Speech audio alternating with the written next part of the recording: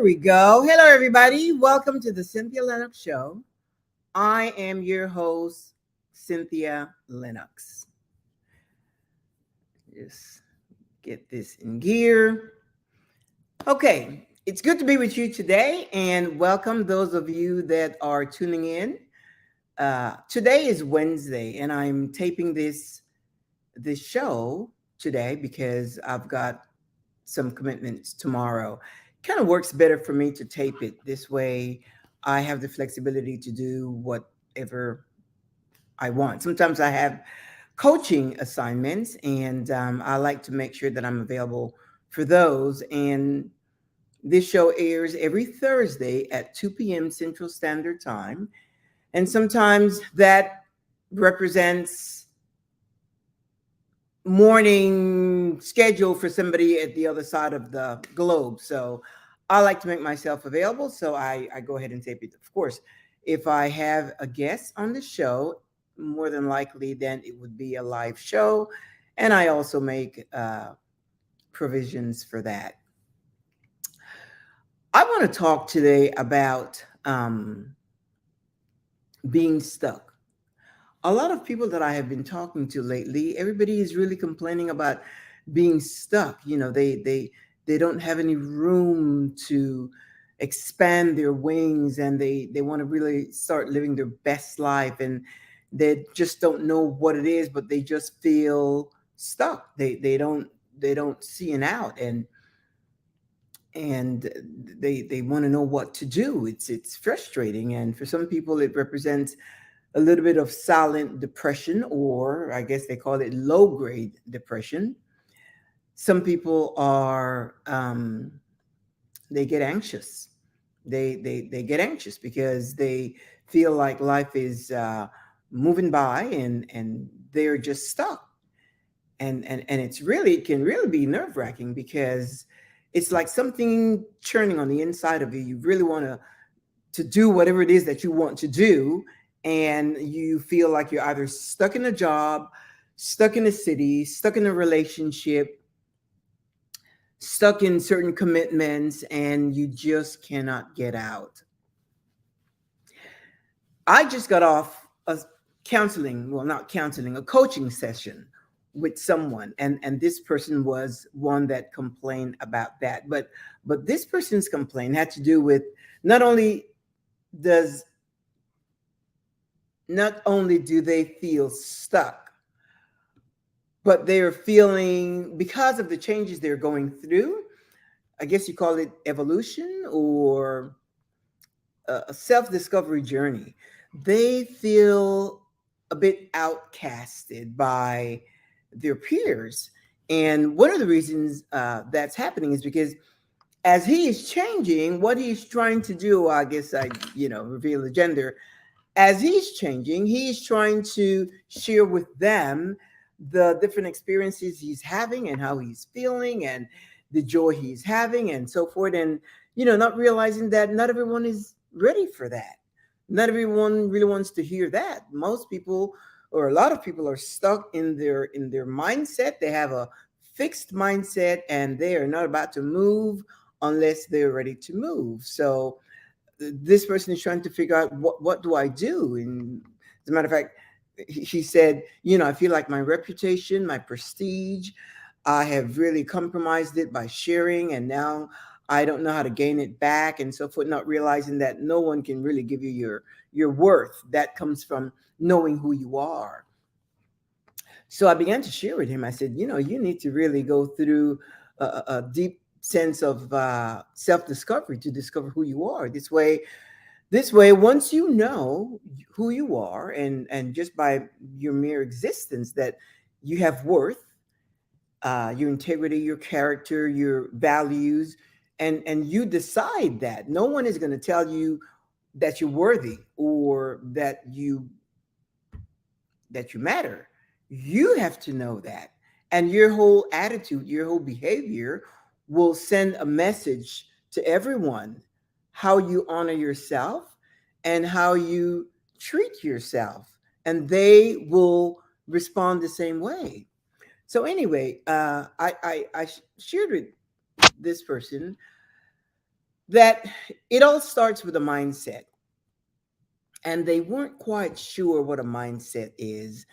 And I've talked about mindset quite a bit, and somebody recently asked me about that. They said, "What exactly do you mean by mindset?" And my response has always been, a mindset are thoughts that are established in your mind.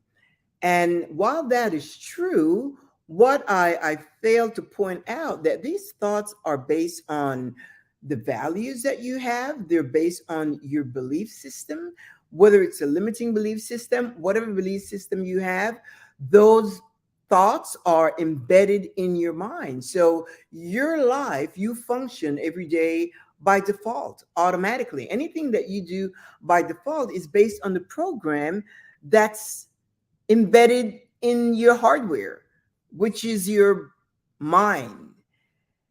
That program, more than likely, is the same program that's been placed in your mind from a child. And unless you have gone through a process of self discovery, that's the program you're living by. And it's really by default. You do things by default. You do things because this is the way you've always done it. This is the way your mom and dad has done it, your grandparents and their grandparents, and you just continue the tradition, not realizing that some of those beliefs really don't apply to you today because we're in the 21st century and things have changed. We have cell phones. We text instead of a phone call. You get rid of your landline. You have Zoom. You can work from home. There's so many things that have changed, and unless you have adapted to those changes, you're going to continue living by default. And with that comes frustration. Of course, you're going to feel stuck. Some of you are stuck with the same beliefs you've had socially, culturally, doctrinally, religious doctrinally, and if you don't know your alternative, if you don't start to exercise critical thinking skills, you will continue with the same thoughts. And you cannot expect a different set of experiences, actions, reactions, situations if you keep the same thoughts in your mind. You have got to change your thinking. You're going to have to remove that old program and replace it with something new, a new software, something new. You're going to have to do a reboot and a reset. You're going to have to reignite. You're going to have to put new set of information in your mind, but information that you discover and that you can live by. Whether it's a new ideology, whether it's a position you take on something, but it has to come from you. Because I realize that when you try to be influenced or when you are influenced by other people, it's really not authentic because you're trying to parrot or repeat, copy, imitate someone else's belief, someone else's conviction, someone else's uh, thoughts, ideas, and they're not yours. And then in most cases, you cannot even explain why you believe what you believe. And that's one of the key questions that I encourage people to ask. You need to know, regardless of what it is, regardless of what you stand for, regardless of what you are passionate about, you have to know your why. You have to know why. Why do you believe what you believe? I know for us, there was a time in our lives that we were stuck. We were stuck just because in our relationship, and when I say we, I mean my husband and I, in our relationship, we like to keep it flourishing and fun and active and we like to be intentional to make sure that not only am I happy, but that my husband is happy, and together that we are really vibing on the same plane per se. So, and there was time we start feeling just stale, flat, nothing was happening. And we were good with work was good, the family, they were good, and everything else, our friends and so forth, everything was good. And, we went to work. We had different schedules. We went to work, I went to work, he was home, and vice versa. But when we had a day off, we were like, explosion, because we really enjoyed that time together. And after really thinking about it and trying to really figure it out, for us, we realized that it was church. Church. Really, church of all things. We went to church one Sunday and we thought, gosh, this is not only it was just different. It was different. That season for us was over. Now, that's a big decision because most people don't leave church. But we knew what we wanted, and we did sort of an inventory to try to figure out what was it that had us feeling stuck, stifled, stagnated, and so forth. Because for us, going to church on a Sunday, it was like 1 o'clock in the afternoon, and by the time we were done, it was like 4:30. Then you go out to dinner with your friends, and you're not home till about 7:30, 8 o'clock. Watch a little television, you go to bed, and it's the same cycle over and over and over and over. So we just made a decision to leave. We left church. It was years ago. And, people ask us, well, what about your spiritual life? We made it real simple. We don't complicate matters at all. We decided that we were going to live by the principles of love, kindness, and compassion. That's it. And for us, it has been prosperous. Our lives have been prosperous. We have abundance to be able to travel 2-3 times a year, and the freedom that we have is just like no other. And that's us. We did that for us. It was a simple decision. We made that decision once we realized why we were stuck, why we were feeling that way. Now, for you, it may be something else. It could be work. It could be in a relationship that, it's gone stale, a girlfriend, or even friends. You may need to change your circle. You may need to change the city in which you live. You may need to change, yes, your location. Those are hard decisions. They're not easy, but if you want to know what is it, then you need to go through inventory and come up with what it is. And the thing is, like I said to this person, I said, you have to be raw, honest with yourself. That's not easy, because I know for me, sometimes you tend to want to hang on to the norm, to the traditional, not now. My mind doesn't work that way now, because I have totally reprogrammed my thinking, my ideas on things, and I know why, and I can stand behind the things that I now think. So I shared with him that you've got to rewire your mind, but you have to exercise, number one, critical thinking, and you have to be raw, honest with yourself. You have to tell yourself, you simply have to know that whatever you may want it to be, it's really not today. Things have changed. And if you want to really relieve yourself of that burden, because for us it was like a burden. We were like, gosh, this is just so heavy, and I don't know what it is. And it's like, oh, you just want it off of you because it feels so heavy, and you can't figure it out. It's like carrying 1,000 pounds mentally on your back, and you can't figure out what it is. And that's just no way to live, because you get up and you're happy. So you go to work. We were both happy with our jobs. So, you go to work, you have a great time and so forth. And it's almost like when Sunday came around, it's like we dreaded. It's like, we have to do this and we have to do that. And there's nothing wrong with church. Don't get me wrong. That may be your path. That may be your pleasure, your enjoyment. And for us, it was for a long, long, long time, particularly for me, for a long time.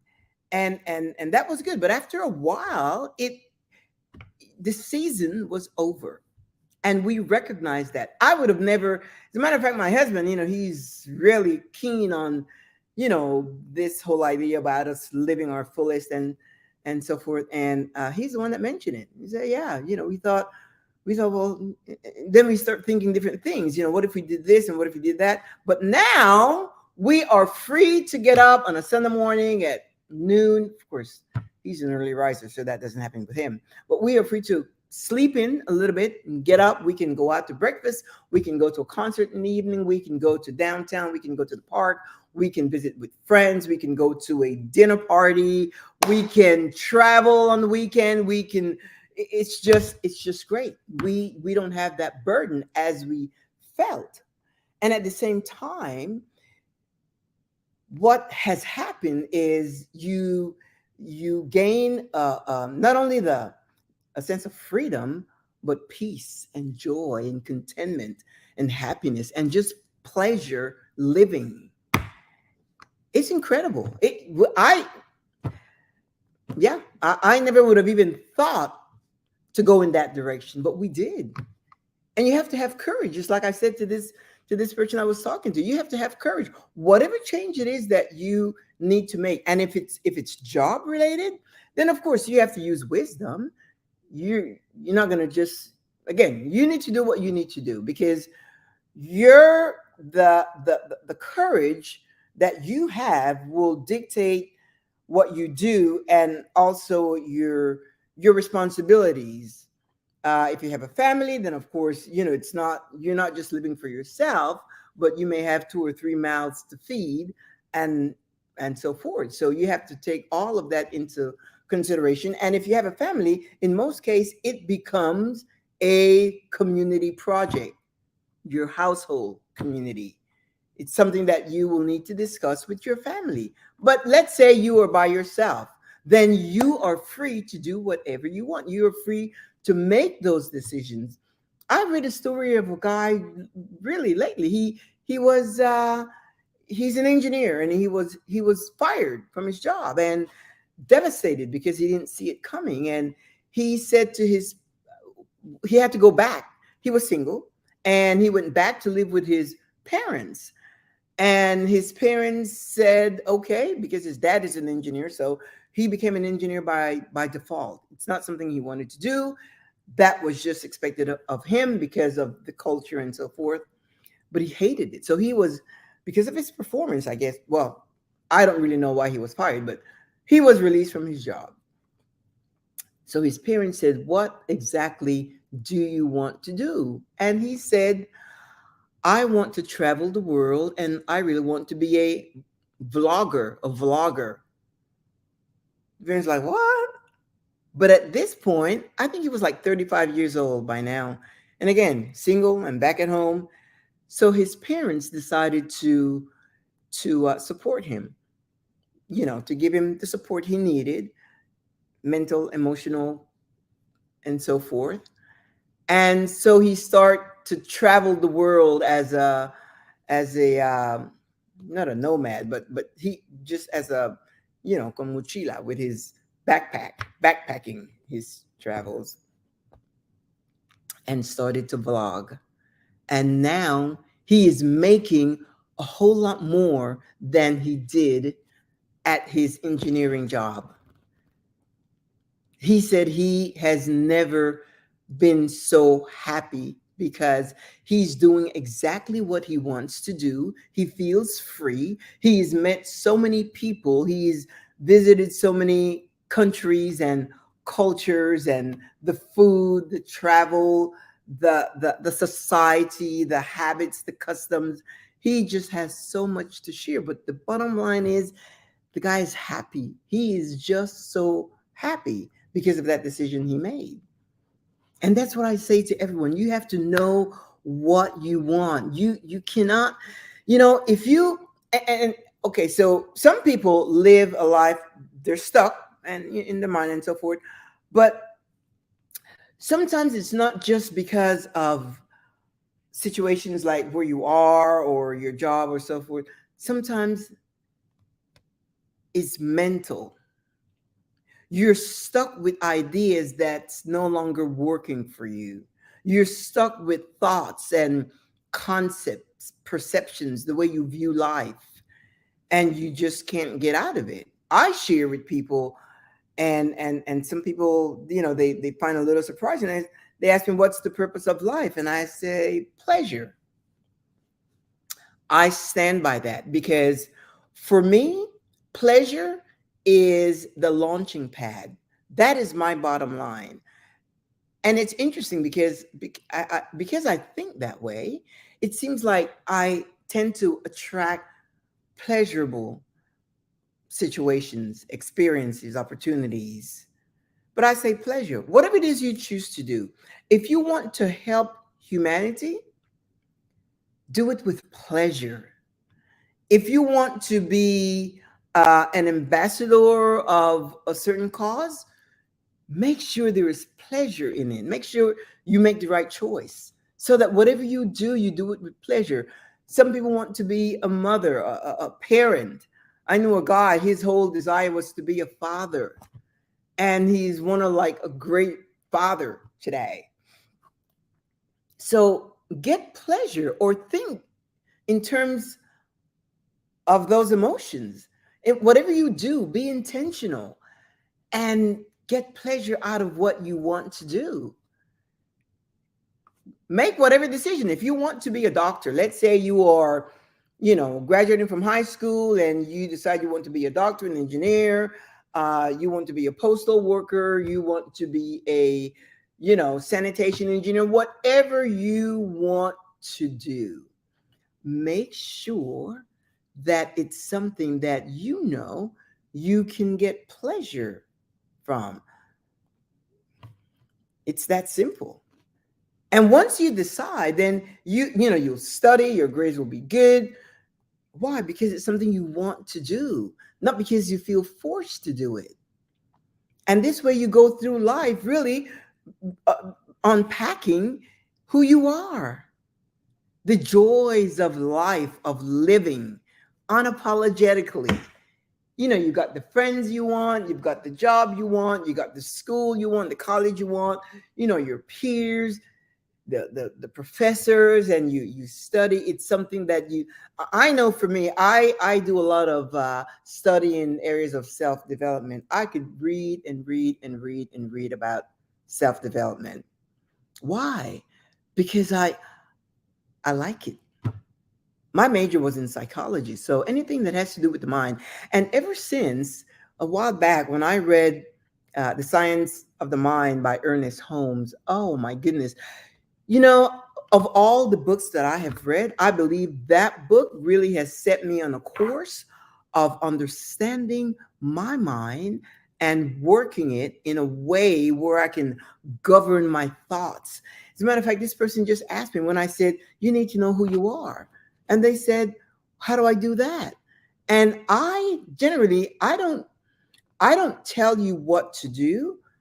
I encourage you to discover what works for you, because what worked for me is totally different than what would work for you. So I always, that's a trick question when somebody said, well, how do I do that? And I said, well, you need to exercise critical thinking skills. You need to ask the hard questions about your life, all of your life. Am I happy? Am I content? Do I go to work with joy? Am I happy at work? Do I feel fulfilled? Does it brings me joy? How am I contributing to life itself, to my friends, to work? Am I giving it my all so that I can feel fulfilled? Because if you were hired, it's because of your skills and expertise. So your employer is expecting the best from you. Are you giving your best so that you in return can be fulfilled? So you have to ask yourself all those questions. Your belief system. Why do you believe what you believe? Does it make sense to you today? Be reasonable and be honest with yourself. Does it make sense to you? Not to the masses, not to a bunch of other people. Does it make sense to you? But when you answer those questions, you must be prepared to make changes if you have to. You have to have the courage to make those changes. That's not easy. I'm not saying it's easy. Along the line, because as you begin to think differently, what happens is that you start to act differently. You start to behave differently. You start to have different opinions than you probably had before. And your friends, your family, the people that know you, they may get a little nervous and they may question you. So, what do you do with that? You have to take full responsibility for yourself and have the courage and realize that you may lose some friends. You have to be prepared to lose some friends, and that is okay. The guy that went on a world travel venture, he left his friends, his family, and he started meeting new people, new cultures, and it was just a blast. Why? Because that's really what he wanted. And I just love reading that story because you could actually sense the energy as he shared it, that the guy was really happy and fulfilled, and you just felt happy for him. And it's the same with you. You determine, you have the power to recreate your life. If you're feeling stuck, of course you have the power to do that, to start living life on your own terms. It is so wonderful. It is such a freedom. I don't get, bogged down by politics or religion and all that stuff. No, no, no, no, no, no, no. Yeah, I've got my ideas on that, but I'm not going to let it burden me. No. The things that I can fix, those are the things that I address. The things that I cannot fix personally, then any influence that I can offer, then I will do that. But if I can't, like I can't go fix the flood over there in Vermont. I can't, but my compassion goes out for those people. And any way that I can help, whether it's through a GoFundMe or whatever, then I can do that. But you try to keep the stress at bay, and you don't allow things that you really cannot deal with personally to affect you. And all that has to do with your mindset. Am I going to worry about it? No. Am I insensitive? I don't think so. No, I'm not insensitive, because you have to understand, you have to be mindful that self-care comes first. Self-care comes first before your kids, before your spouse, before anyone else. Self-care, and it's not just going to the spa. Self-care has to do with your thinking, your emotions, and in most cases, your thoughts governs your emotions. And if your thoughts are not in check, then you may really become emotional for no reason. I mean, if it's happy emotions, then that's good. But if it's sad or anger or something like that, that's not healthy. Because number one, the most important thing in my mind, the most important thing in my life is my health. The most important thing in your life is your health, because without your health, and that's mental health as well as physical health. And if that's not in check, it affects your whole body. Anything that's stressful affects your whole body. So you need to make sure that even the thought of being stuck, if you begin to think about it, you sometimes you may get angry or frustrated because you don't know what to do. You don't know who to talk to, because not everybody is going to understand your frustration of being stuck. People will ask, what do you mean being stuck? Stuck what? You have to go to work. You have to work. So, if it's work, then then you have to believe that you are able to find a different type of work, something that brings you joy, something that makes you happy, something where you feel that you are contributing your best.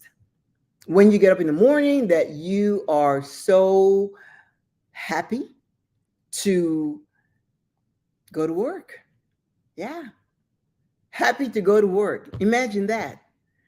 You know, when I was in corporate America, I've got to tell you, I was happy going to work. And I had some crazy schedules because the job that I did just had crazy schedules. And a lot of it was by seniority and so forth. So sometimes I would be coming home at 1, 2, 3 o'clock in the morning. Crazy. And then another time I had a shift where I would an operational shift and where I would go in like at 3 o'clock in the morning. It's crazy, but I like it. And it's interesting because whenever it's one time there was a snowstorm, it was like really bad ice. And where I live, there are like rolling hills and, uphill. So I get up at, I don't know, 2 o'clock in the morning and start on my way. I've got my right tires and so forth. And where we live, it's not like always snowing. So the guys that put the sand on the roads, they're not always out early or on time. So I had to drive in on ice, actually cross bridges, and then there's some crazy people driving fast, and it was just crazy. And I remember one time I got to work and I said, I called my husband because he wants to make sure that I'm okay. And and I said, yeah, I'm here, sweetheart. I'm here. And then I said, that was crazy. That was crazy driving. I said, I should have called in. I said, I should have called in, but it just never occurred to me. Why? Because number one, I like my job. I like my job. And I think at that time, I had like 16 straight years of perfect attendance. So I kind of enjoyed that whole thing. But the bottom line is, I was glad to get to work and get to work safe. And I did that on numerous occasions. That's because I was happy at work. I was not never unhappy at work, but I had peers who were, and that's okay. Then I didn't know what I know now. If I because when I start getting a new mindset regarding my whole life, I wanted some change after we had already left church and we were just I just started doing inventory in my life, trying to, keep it on track to make sure that I'm happy. And so I would always do inventory and so forth. And then at one point I decided, I wanted to do life coach. And I went and I got my uh, certification in life coach. And I kept it there for a while. And here I am, happy doing what I do. I love to chat with people. I love to see lives transform. I love to see people traveling and being happy and meeting someone and having a great relationship and buying their house. We just had a couple, beautiful couple. They had all these, they invest in houses and rent them and so forth, but they just bought their dream home, huge big house, and they have a little boy.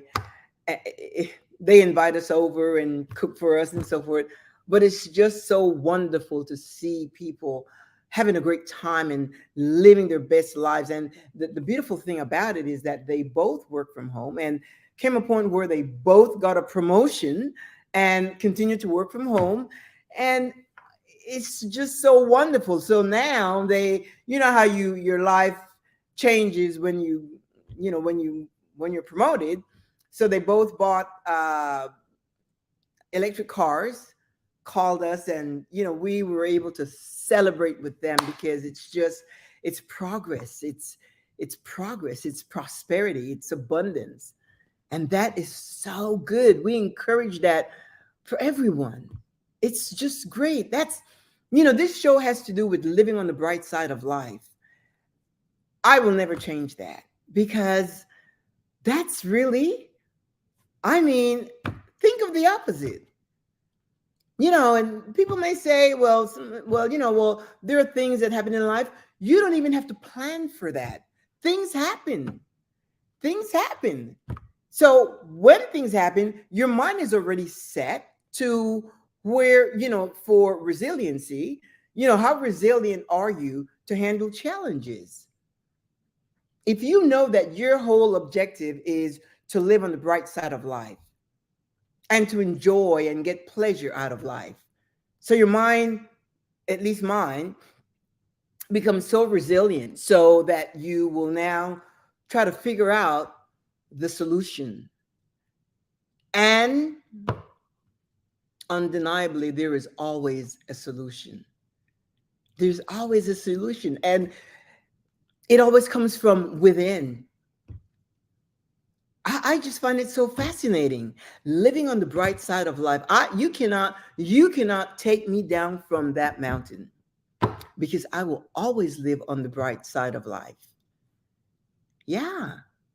I encourage you to, whatever mindset works for you, a positive mindset, a flexible mindset, an open mindset, anything but a fixed mindset. Now, if a fixed mindset works for you, go right ahead, because I believe you have the right to the kind of life that you desire.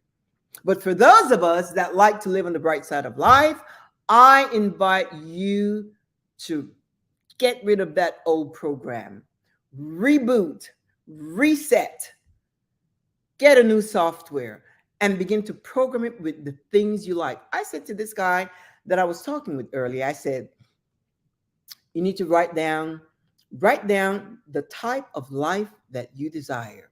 Write it down with no constraints.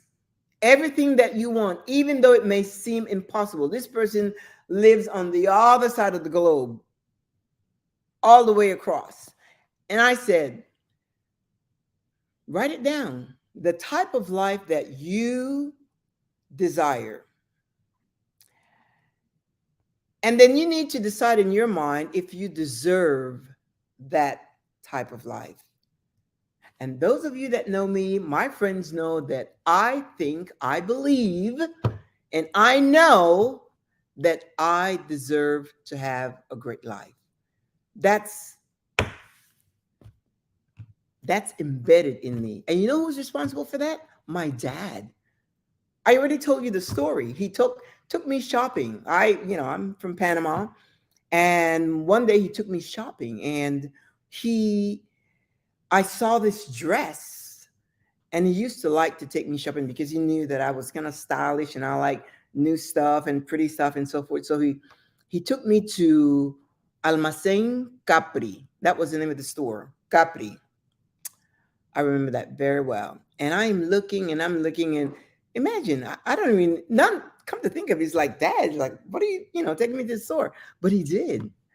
And I said, I looked at this dress and I looked at the price tag. I did. And he said, and I'm looking at the dress. I picked it up and I looked at it, and then I looked at the price tag, and he was over there looking at some other stuff. And then he saw me, I guess, from afar. And he said, what are you doing? And he thought the dress was pretty. And he said, what are you doing? And I said, oh, this is such a pretty dress. He said, do you like it? I said, yes, Dad, but I said, look at the price. He said, why are you looking at the price? And I said, because it's kind of dear. Dear in my country means expensive. That's kind of like a broken English because, Spanish is my native language. So I said, it's kind of dear. He said, well, you don't need to look at the price. He said, because if you look at the price, it means you can't afford it. And we wouldn't be in the store. He said, if you like it, get it. You deserve it. Can you believe that? He said that. You don't know my dad. Knowing my dad, that seems so foreign, but he said that. And do you know that it's not until later in life that I that I remembered that he said, "You deserve it." Those were, he said, "You deserve it." He said, "If you like it, get it. You deserve it." That I deserve it. Imagine that. I took that dress off the hanger and put it over my arm and start looking for some other stuff. He said I deserve it, so I think I got 2 or 3 more dresses, and he bought it. What an experience. I take that experience from years when I was a young girl and I in my life now. So now I walk around believing. Now, when I say I deserve something, I'm not looking for a handout. That's not what I mean. When I say I deserve it, I deserve to think that I deserve it. And I will do what I need to do to get it. I'm gonna work. I'm gonna do business. I'm gonna do what I need to do to get it. Why? Because I deserve it. And the mere fact that I think I deserve it, it's I cannot even articulate how it happens. It's almost like it finds its way to me. Anything. I'm not just talking about material things. I'm talking even with my husband. When I was single, I was not looking for a husband. I was not. I was career driven, and I was career driven. And this particular person who knew us both, friend of mine, friend of my husband, we didn't know each other, and they did all the arrangement. It took them 4 years so that he could join us and meet me. I didn't know what was going on. But what I'm saying is that I knew that when I would be ready to get married or ready to meet someone else, because even though I was single, I didn't date, and that was by choice. I didn't want to get no, and I wasn't in that dating thing. I was happy, really. I was happy then, and when I met him, I still did not get it that he was a potential suitor. I didn't, but when I did, which was a few days later, then I knew that my time was here, and I didn't hesitate. I didn't. My point is, he came to me. The whole relationship came to me, found me, because I knew that that would happen some way like that. I didn't have to go out looking. I didn't have to, back then there were no dating sites and things like that. But I didn't have to go out looking for a date. Yeah, I had to say no. I'm not interested. No, I'm good. No, I'm not. Just because I just didn't want to. So because I have that mindset that I deserve, not only do I deserve what I desire, but I deserve the best. I'm talking to one person, and I know you are listening to me clearly, because everything that I have said resonates with you. Absolutely. You know that. Except that sometimes it feels a little weird to speak it out, to say it, just because you know that it's not the norm. It's not traditionally accepted that you think you are a hot cake, that you deserve the best of life. Well, think of the opposite. If you don't think you deserve the best, what are the thoughts that you entertain? You're going to leave a little place for pain and tragedy and misfortune. No, those happen because life happens. But if you can program your mind to really to set the course of your thought pattern, then your new thoughts, when you reset and reboot, your new thoughts will become automatic. You will, as a matter of fact, yesterday I was on a Zoom meeting and we were talking about finances and so forth. And somebody asked, what represents financial freedom. So one young lady said something about where she comes from, having a meal each day and being able to pay the rent. That for them was you know being free of stress. And I shared this because I read the other day something that said, um, that read better. No, it says live beneath your means. I read that, and that is something that I reject with everything in me. And I shared that because it was my time to share. And so the facilitator said, well, why do you think that? I said, because it represents, in my mind, living beneath your means represents limitations, and it represents scarcity. And I don't even like the thought of scarcity or limitations. So I do not embrace that whole thought process to live beneath your means. Now, I developed for myself what works for me, because my thought process is you can get whatever you want. You can buy whatever you want. You can go out to dinner as many times as you want. Just make sure that at the end of the month, you pay off your credit card in full. That works for me. You see, it's a little twist. You could say it's the same thing, but that's that's what works for me. So if somebody said, let's go have lunch, I go to have lunch. Let's go have dinner. Or if I see something that I want to buy, I go ahead and I get it. I just, in my mind, it's just already set. Comes the due date, that I can pay it in full. And with that, I am happy with my purchases or my experiences, lunch, dinner, and all that. That works for me. You may say, well, it's the same thing. It may be a play of words, but for me, it represents, to live beneath my means represents scarcity. Scarcity, forgive me. Scarcity, limitations. And I don't like to think like that. I don't. But guess what? It has worked for me. That's why I keep saying, discover what works for you. And when you discover what works for you, it will work. You've got to trust yourself. First of all, you have to know that you are responsible for yourself. You take responsibility for yourself, but you have to trust yourself. And you have to trust that the universe will aid you, will bring to you, you will attract that which you are convinced that you deserve in your mind. You will attract it. That's how it works. Whatever your belief system is, you can apply that. The bottom line is make sure it works. It has to work.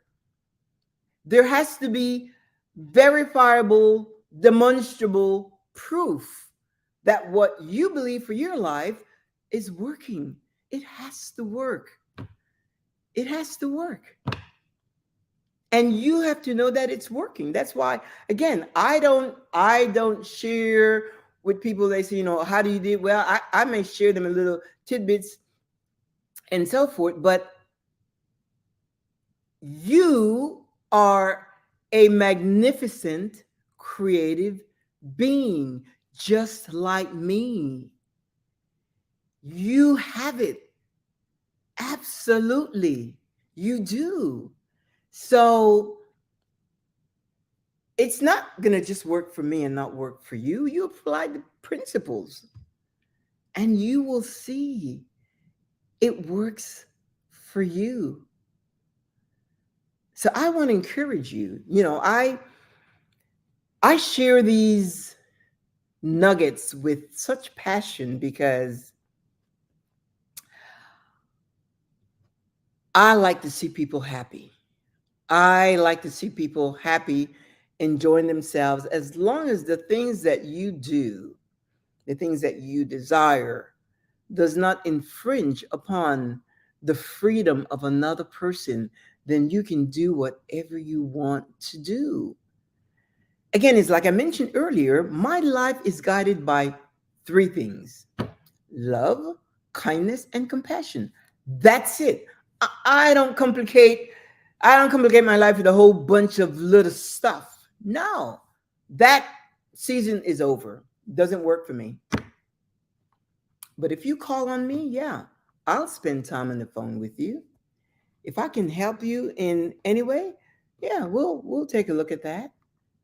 Yes. I have a friend that says, she says, everybody should have a friend like me. She's been telling me that for the longest time. And guess what? I've come to believe it. Why? Because I'm a good friend. Absolutely. Yeah, I'm a good friend. And I say things and people say, well, you shouldn't say that. You should let somebody else say it. But she's the one that said it first and got me believing it. It's really interesting because just like my dad said, years ago, get it. You deserve it. And years later, I took that statement and really applied to my life. And guess what? It works. Well, just like my friend said, everybody should have a friend like you. I, yeah, I take it. Take those good nuggets, those good tips, those good praises, those good, comments, and apply it to your life. You have to do what works for you and live your life unapologetically. Don't apologize for being confident. Don't apologize for being assertive. Don't apologize for taking uh, uh, paying attention to self-care. Don't apologize for wanting progress and to grow and evolve and become better and to live your best life and to aspire big and think big and to show up and let your voice be heard, your thoughts be known. Let people know how you treat yourself and they will treat you accordingly. Don't apologize for being who you are. Do not apologize for being who you are at all. But then you have to know who you are. You must know who you are. And it is a good thing. It's not has nothing to do with selfish or egotistical or pride and arrogance. None of that. It's confidence, self assertiveness, knowing who you are. Because the fact that I know who I am enables me to look at you with worth and value. And I can appreciate you with the same passion and truth that I have for myself. The other day I was listening to it was a live stream, and you could type in, and I said that the facilitator, the person that was sharing, was so dynamic. It was a female, and I said, I wrote, because I looked at her and, everything she said resonated with me. I mean, coaches, we need coaches too.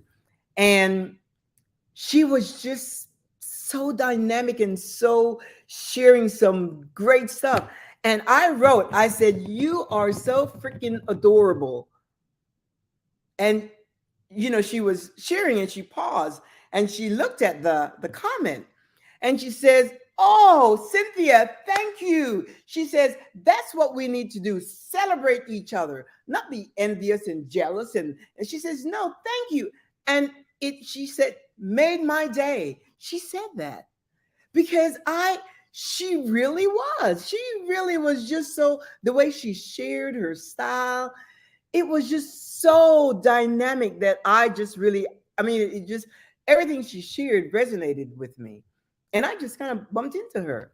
But I had to make that comment because when I see something, I need you to know what I see. So if I say something to you, it's going to be positive and optimistic. because if it doesn't resonate with me, I'm not one to write uh, negative comments, like degrading things. That just, I don't like that. But so I said to her, "You are so freaking adorable," and she's like, "Oh my gosh!" So obviously that put something in her. She was so excited to know that those of us that were watching her, that we were getting what she was saying. It resonated with us, and the fact that I fed her a response, a feedback, she said, "Oh, made my day." Imagine that. So when I say that, don't confuse pride and arrogance with confidence and assertiveness. When you are confident and assertive, you can you will see others in a positive way. And then you will have the confidence to express how you feel about them, or what does that represent. When my husband and I are walking down, like we will be walking in the mall, in the shoe, whatever, and then he would see that the person that's coming toward us, in most cases, a female, and they would smile. And then he would ask me, this happens all the time, and he would say, "Do you know her?" And I said, "No." She said, "Wow, that was a big smile." But guess what? I, in most cases, in most cases, initiated the smile. Yeah, I do. You're walking down and someone is coming toward you, and and they look nice, or you like the way they look, or whatever, and I just smile, and then they respond. Imagine that. Sometimes if it's a girl, a woman, and she has like a red lipstick, I would be like, "Girl, you are rocking that red." And you're like, oh, imagine that.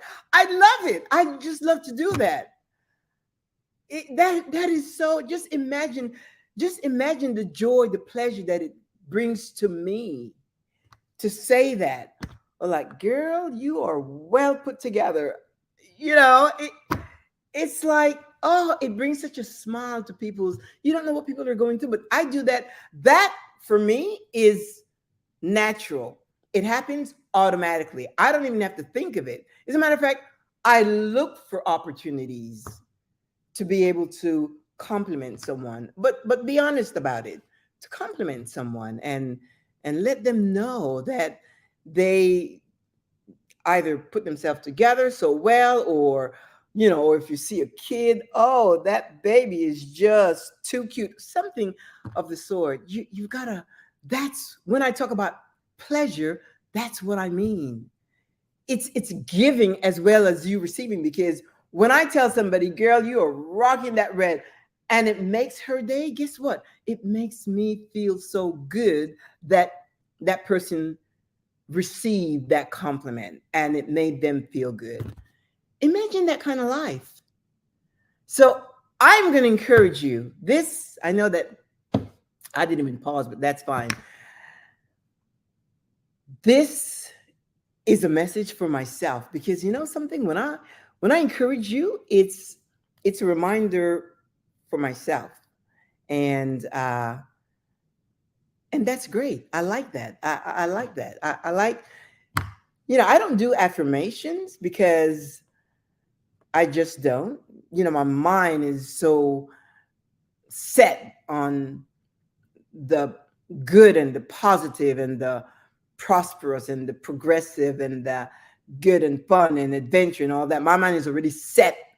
That program is so set. Now I update that program every now and then. I update it with my thinking, but I don't do affirmations. So this moment that I have with you represents affirmation for myself, because it's like hearing myself uh, talk it, speak it, say it, and because it's the way I live and what I'm guided by, it just seals it. It's kind of like you doing a tune-up to your program. So thank you for the opportunity for me. Uh, encouraging myself and for the opportunity to share with you. And I know that you are encouraged because if you've taken the time to listen to me, it's not about me, it's about what I shared. And that is what the effort is, to communicate the message. So, anyway, I'm going to sign off. This is going to air tomorrow.